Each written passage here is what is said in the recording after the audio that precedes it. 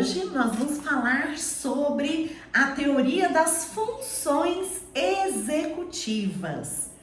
As descrições, os comentários e as referências estão logo aqui abaixo do vídeo. Se você quiser saber mais, você acesse aí as referências, que elas têm muitas informações e elas estão mais completas. Então, a gente vai começar falando do nosso cérebro, que comanda as nossas ações, reações, sensações, as nossas funções vitais e físicas, mesmo que a gente não tenha noção disso, né? Então, as nossas funções vitais, elas são comandadas também pelo cérebro, o nosso funcionamento orgânico, né? E neurológico. Então, o cérebro é que comanda, vamos dizer aí, todas essas questões. E as funções executivas, elas são descritas por Mioto, que está aí nas suas referências, como habilidades relacionadas entre si. A gente separa, vamos dizer assim, por uma questão pedagógica, né, didática, assim, para a gente compreender. Mas as funções executivas são aquelas funções que são relacionadas entre si e que têm objetivo, né, de planejar e estruturar aí o nosso pensamento, as nossas ações, os nossos comportamentos, para a gente atingir aí objetivos e metas, né? Então, para a gente atingir aí os objetivos, as metas, para a gente executar aí ações no nosso dia a dia, a gente precisa de planejar, a gente precisa selecionar aí as ações que a gente vai ter, né, numa ordem, numa hierarquia aí organizada, numa sequência de ações para a gente resolver problemas, para a gente fazer atividades, para a gente tomar decisões, para a gente atingir aí nossos objetivos e nossas metas, tá? Então, a gente fala que o lobo frontal, que é essa parte aqui da frente, né, da nossa cabeça, do nosso cérebro, que está localizada no córtex pré-frontal, que tem aí essa função de trabalhar essas questões que eu já falei, né, que é justamente o planejamento para a execução daquilo que a gente vai fazer.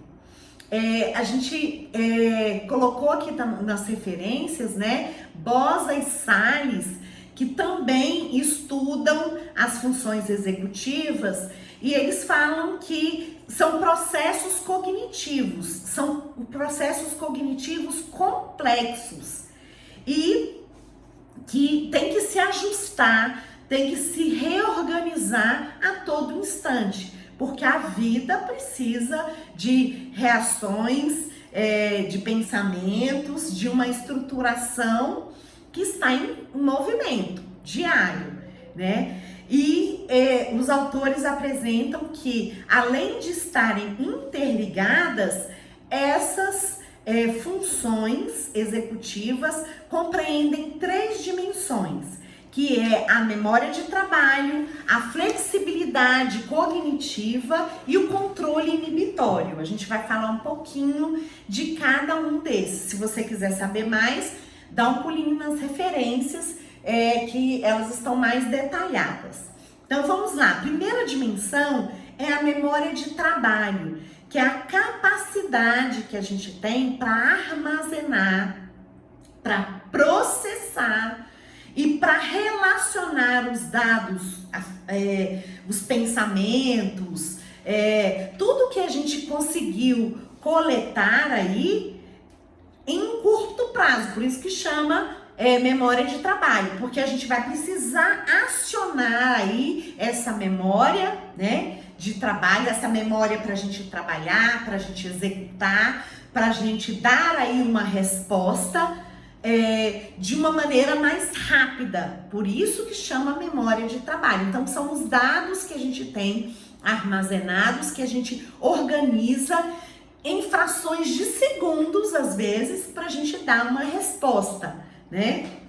Então, uma pessoa que tem aí essa capacidade dificultada, né, da memória de trabalho, às vezes ela pode, por exemplo, esquecer de informações recentes, né? Então, às vezes acontece isso comigo. Eu estou aqui fazendo uma coisa, aí eu vou na cozinha e quando eu chego lá, eu esqueço o que eu fui fazer lá. Aí eu volto aqui, e lembro, né? Então, às vezes a gente tem aí, vamos dizer, essa falha, isso é comum. Só que em algumas pessoas, essa dificuldade aí na memória de trabalho, ela está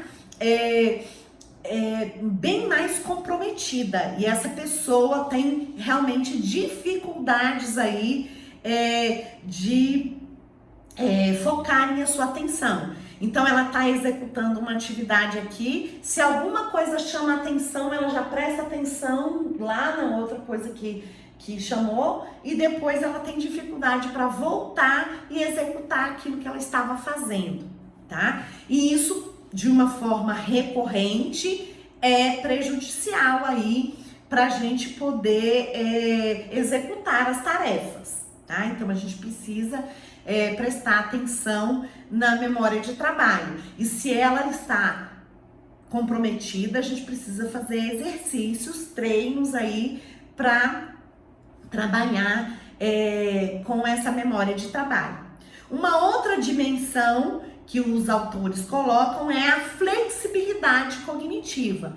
O que é a flexibilidade cognitiva? É a capacidade que eu tenho de responder de maneiras diferentes, de formas diferentes.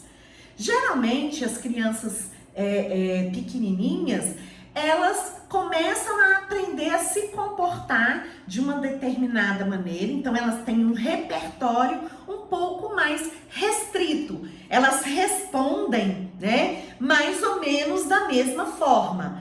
À medida que elas vão crescendo, esse repertório tende a aumentar, né? Então, elas começam a pensar em outras formas de responder aí aos estímulos, às situações. Então, há aí uma flexibilidade. Então, as respostas não se tornam sempre da mesma forma.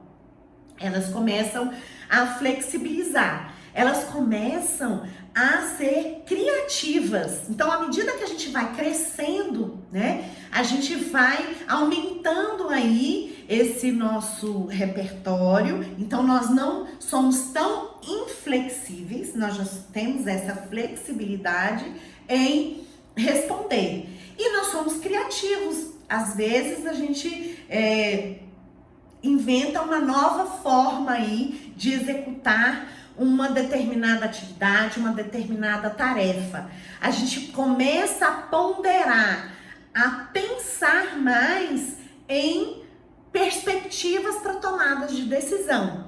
Então a gente começa a levantar hipóteses, a gente começa a ver, por exemplo, que tem várias formas de eu dar essa resposta e quais as consequências se eu der uma determinada resposta, né? Então a flexibilidade cognitiva, ela favorece justamente para essa tomada de decisão aí, vamos dizer, mais apropriada, mais criativa, um processo um pouco mais complexo. E algumas pessoas têm aí uma dificuldade nessa flexibilidade cognitiva e alguns autores até chamam de inflexibilidade cognitiva, ou seja, gostam de fazer as coisas do mesmo jeito sempre. Então, quando a gente tem essas pessoas mais inflexíveis ou com dificuldades aí de flexibilizar, a gente precisa introduzir aí aos poucos e com cuidado essa flexibilização. mostrando para essa pessoa aos poucos que tem uma forma aí diferente dela responder, que não precisa sempre fazer do mesmo jeito. A gente pode também fazer de um jeito diferente, a gente pode fazer em outro horário, a gente pode fazer de uma maneira mais criativa. Então, aos poucos, a gente vai mostrando aí para essa pessoa que porventura tenha uma inflexibilidade ou uma dificuldade aí, né, de flexibilização, que existem outras formas de fazer, outros momentos.